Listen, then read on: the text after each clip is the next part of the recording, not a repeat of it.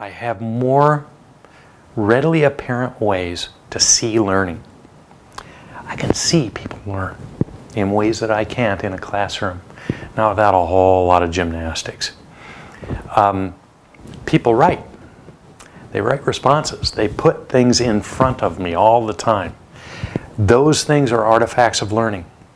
And I can see that learning happening with everybody in the class if I've required their participation that way. And I do. In a lot of my classes, I actually require them to show me, talk to me, be online, talk to each other. And I try not to intrude all the time, but I love the notion that some students who might be reticent, who might hold back, be a little shy, be, might not in their own experience in conventional classrooms, they develop their own styles, right? I mean, we all do.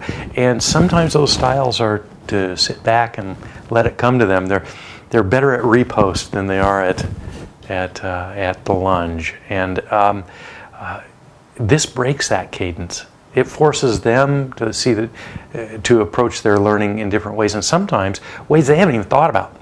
They don't even think of it as learning. They think of it as just talking about stuff. I'll post questions or on-ramps for them, and then they'll just be responding. They don't even think of it as exhibiting learning necessarily. Boy, for me, it just jumps out, especially when they start talking to each other and they start stretching each other and they see what the other person expressed. Then they say, I hadn't thought of that. I hadn't seen that. Well, that for me just sends up flares. I'm jumping up and down in my office going, they just learned something. I just can't help myself. I just get really excited when I see that kind of learning. So I think that's the biggest benefit for me. There are probably dozens of others, some of them on how I can manage my life and the cadence of my day and things like that, but that's probably the biggest for me. I think the benefit to me has been to really understand my class content, because I don't think you really get that same understanding when you do it face-to-face, because you leave the classroom and you don't look at it again.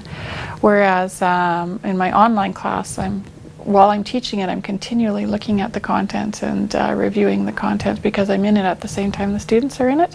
And it gives me that chance to continually review it and revise it. The greatest benefit for me in teaching online has been to continually examine and evaluate my own teaching practice. I have an opportunity in real time to monitor how things are going and to make little changes as we go. But it really does force one to examine, evaluate the entire experience, both from a teaching and from a student learning perspective, at the end of every offering. The other benefit for me in terms of teaching is that I've really come to know all of my students quite well, and one would think that isn't intuitively obvious, but because we're separated by time and distance, and we're interacting via discussion boards and synchronous opportunities like using Collaborate.